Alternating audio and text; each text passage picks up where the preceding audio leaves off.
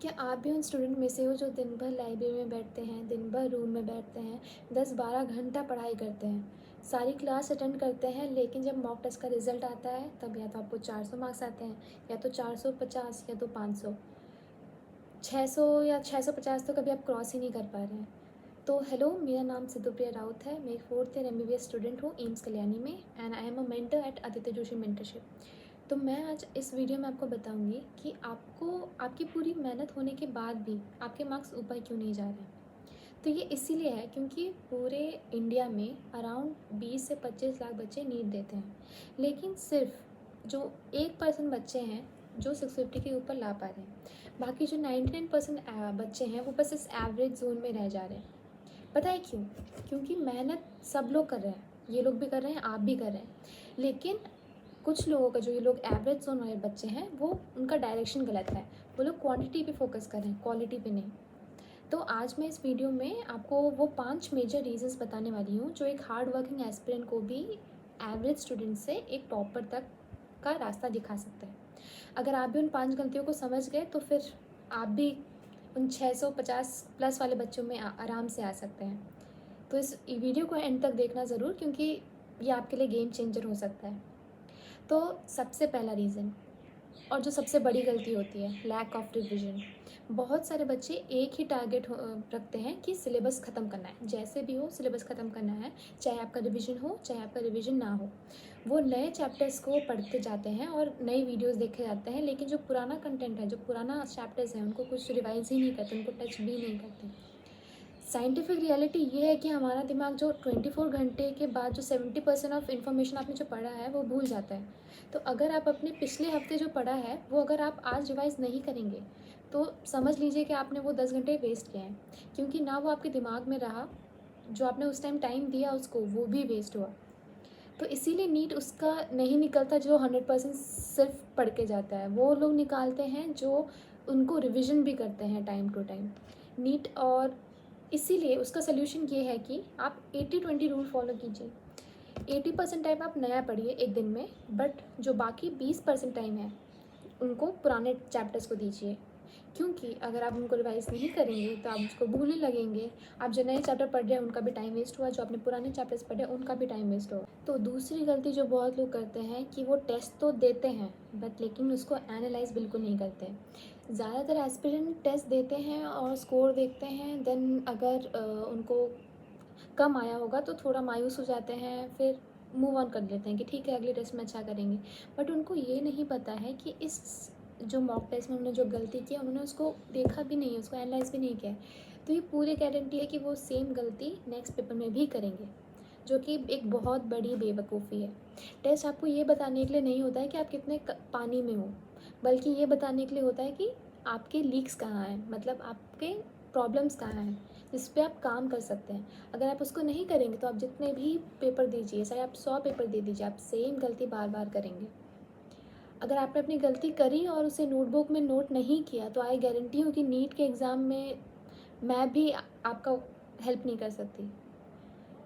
तो इसका सल्यूशन क्या है? एक मिस्टेक नोटबुक बनाओ, या तो फॉर्मूला शीट बनाओ, जैसे कि मैंने किया था। मैंने अपने टाइम में क्या किया था कि जब भी मैं मॉक टेस्ट दे रही थी, मैं उसको एटलीस्ट 2 से 3 घंटा एनालाइज को दे रही थी। एग्ज़ाम ख़त्म हुआ, मार्क्स कम आए, दैट्स ओके। आप बैठना है, कामली बैठना है, इससे डीमोटिवेट ना हो जाइए कि इतने कम मार्क्स कैसे आ गए।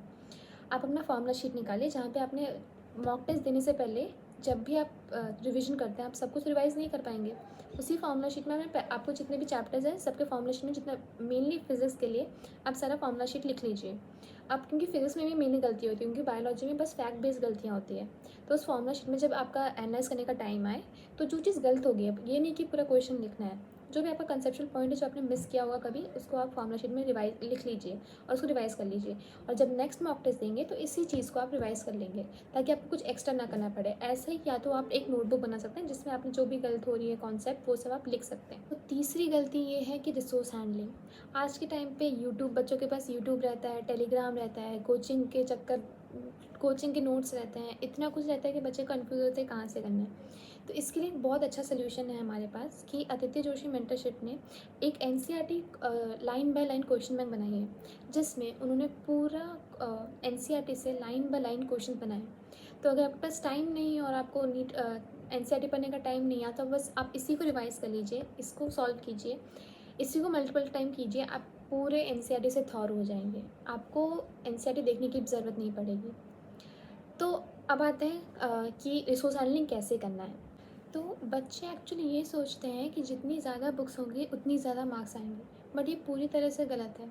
नीट के लिए आप 10 अलग अलग किताबों को एक बार पढ़ने से अच्छा है कि आप एक सही किताब को 10 बार पढ़िए।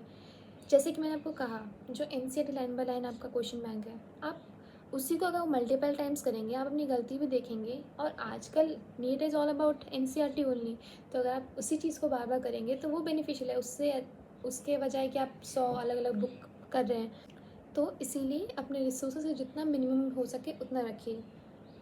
और इसमें तो मेन तो आपका एनसीईआरटी आएगा, उसके साथ आपका कोई स्टैंडर्ड बुक जो आपको करना पसंद है। टाइम नहीं है तो एक स्टैंडर्ड क्वेश्चन बैंक, जैसे कि मैंने आपको एग्जांपल दिया।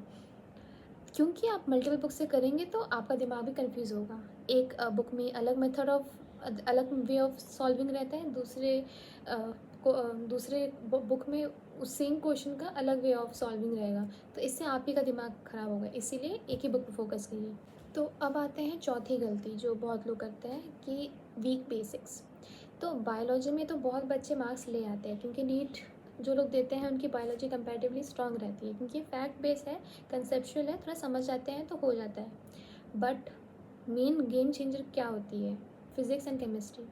तो फिज़िक्स और केमिस्ट्री में भी बच्चे अच्छा मार्क्स वही स्कोर कर पाते हैं जिनका जिनका एनालिसिस अच्छा है, जो बार बार रिविजन कर रहे हैं, बार बार क्वेश्चन सॉल्विंग कर रहे हैं, क्योंकि उनका फाउंडेशन ही इतना स्ट्रांग रहता है इसमें। और मैंने देखा है कि बच्चे जब रोटेशनल मैकेनिक्स सॉल्व कर रहे हैं तो उनके बेसिक वेक्टर या ट्रिग्नोमेट्री वगैरह कुछ क्लियर ही नहीं है। आपको वेक्टर सॉल्विंग के लिए या कुछ भी ऐसे फिजिक्स से मेनली सॉल्व करने के लिए आपको बेसिक इंटीग्रेशन आना चाहिए, बेसिक मैथ्स आना चाहिए। अगर वही नहीं कर रहे हैं, आप कॉम्प्लेक्स टॉपिक सॉल्व करते रह रहे हैं, तो आप ऑब्वियसली एवरेज स्कोर्स पे आएंगे। देखो, बहुत लोग ये भी बोलते हैं कि जिन्होंने मैथ्स नहीं लिया है वो लोग नहीं क्रैक कर सकते।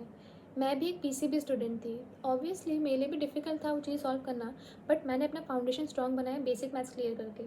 तो मैं इसीलिए ये सोल्यूशन दे रही हूँ कि आप लोग भी आराम से एक हफ्ता टाइम लो, उसमें अच्छे से बेसिक मैथ करो, जिसमें पूरा बेसिक्स आपका क्लियर हो जाए, ताकि आप कोई भी क्वेश्चन करें तो आप आराम से कर पाएँ। आपको कोई आईआईटी लेवल वाली मैथ्स नहीं चाहिए, आप बेसिक मैथ्स करके भी आराम से कर सकती हैं, ताकि आपका कॉन्फिडेंस भी इसमें हमेशा बढ़ा रहेगा। तो फिफ्थ एंड सबसे बड़ी गलती बच्चे ये करते हैं कि इनकंसिस्टेंट रहते हैं वो लोग। कुछ बच्चे होते हैं जो जोश जोश में एक दिन में मतलब 14 घंटे पढ़ लेते हैं, स्टेटस डाल देंगे और फिर अगले दिन तक पूरे बर्न आउट हो जाएंगे, फिर 2 दिन तक कुछ भी नहीं पढ़ाई करेंगे। तो ये सबसे बड़ी गलती है, क्योंकि आपको कंसिस्टेंट रहना है। डेली आप 6 घंटा पढ़िए, मिनिमम 6 घंटा पढ़िए, बट आप ऐसा पढ़िए उसको आउटपुट भी अच्छा निकले। आप डेली पढ़िए, क्योंकि आप अगर 2 दिन पढ़ेंगे, आप 3 दिन नहीं पढ़ेंगे, बर्नआउट हो जाएंगे, तो आप जो पढ़े होंगे वो भी भूल जाएंगे, रिवाइज करने बैठेंगे आपको ज़्यादा टाइम लगेगा और न्यू टॉपिक भी स्टार्ट नहीं कर पाएंगे। तो इसीलिए मैं बोल रही हूँ कंसिस्टेंट रहिए, कम पढ़िए पर डेली पढ़िए, उससे आउटपुट बहुत ज़्यादा निकलता है। तो इन सब प्रॉब्लम्स का सल्यूशन यही है कि आप सही से प्रैक्टिस कीजिए, सही जगह से प्रैक्टिस कीजिए और रिवीजन करते रहना। बट बहुत प्रॉब्लम्स बच्चे ये फेस करते हैं कि रिवीजन के टाइम पे वही सेम चीज़ बार बार पढ़ना बच्चों के लिए बोरिंग हो जाता है। बट उसी चीज़ को आप अगर क्वेश्चन फॉर्मेट में करें, क्वेश्चन बैंक फॉर्मेट में करें, तो इट्स कंपैरेटिवली ईजी है और उनको इंटरेस्टिंग लगता है कि ये क्वेश्चन क्यों नहीं आया, ये क्वेश्चन तो मैंने पढ़ा था। तो इसीलिए रिवीजन आप डायरेक्ट थ्योरी से करने से बेटर है कि आप मल्टीपल टाइम क्वेश्चन सॉल्व कीजिए। अब दिक्कत ये आती है कि कहाँ से सॉल्व करें। तो जैसे मैंने आपको बताया, आप एक अच्छा क्वेश्चन बैंक ले लीजिए। 40-50 बुक पढ़ने से अच्छा है आप एक अच्छा क्वेश्चन बैंक ले लीजिए। तो जैसे कि मैंने आपको बताया, आदित्य जोशी मेंटरशिप ने निकाला है NCERT line by line question bank. तो इसमें बेनिफिट्स क्या है? ये through out the year available रहेंगे, आप इसको कभी भी परचेज़ कर सकते हैं। और इसमें पूरा लाइन टू लाइन एनसीईआरटी से क्वेश्चंस उठाए गए हैं, एंड इसमें कंप्लीट सिलेबस कवर हुआ है। एंड इसमें मेनली फोकस किया गया है फिज़िक्स में, क्योंकि फ़िज़िक्स में बहुत सारे क्वेश्चन करने को रहते हैं, थाउजेंड्स ऑफ क्वेश्चन रहते हैं जो आपको अलग अलग बुक से करने पड़ते हैं। तो उससे अच्छा है इसमें आपको पूरा एनसीईआरटी बेस्ड जो नीट में आते हैं पीवाईक्यूज वगैरह सब कुछ एक ही जगह में दे दिया है, ताकि आप उसी को बार बार सॉल्व करें, उसी को बार बार रिवाइज़ करें। एंड यहाँ पे स्पेशली हैंड पिक्ड किया गया है पूरे एनसीईआरटी से। एंड जब आप इसका प्राइस सुनेंगे तो आप भी बिलीव नहीं करेंगे। आप जो बुक्स खरीदती हैं वो मिनिमम 1000, 2000, 3000 का होता है, ये बस पर सब्जेक्ट 299 का है, फिजिक्स के लिए 299, बायो के लिए 299 एंड केमिस्ट्री के लिए 299। तो 299 अगर आप एक नीट एग्ज़ाम के लिए दे रहे हैं तो इट्स वेरी लेस। तो आपका प्राइस भी फिजिबल है, आपका रिविजन भी अच्छा हो रहा है, आपका एनसीईआरटी भी कवर हो रहा है, तो इससे बेटर आपके पास ऑप्शन नहीं है। एंड अगर आप ये कर लें तो फिर मैं गारंटी दे सकती हूँ कि आप अगर आप ढंग से रिवाइज़ करें, ढंग से एनालाइज़ करें, इसको बार बार रिवाइज़ करें, तो आई गारंटी कि आप बहुत अच्छे गवर्नमेंट कॉलेज में होंगे। एंड इसमें आपको क्या क्या बेनिफिट मिल रहा है कि इसमें आप डेली डेली रिवाइज़ कर सकते हैं, डेली प्रैक्टिस कर सकते हैं। आपको एनसीईआरटी बार बार बोर होकर रीड करने की ज़रूरत नहीं है, आप इसी को मल्टीपल टाइम रिवाइज़ कीजिए। देन अगर आप बहुत कंफ्यूज हैं कि कौन सी बुक खरीदनी है तो आप ये खरीद लीजिए।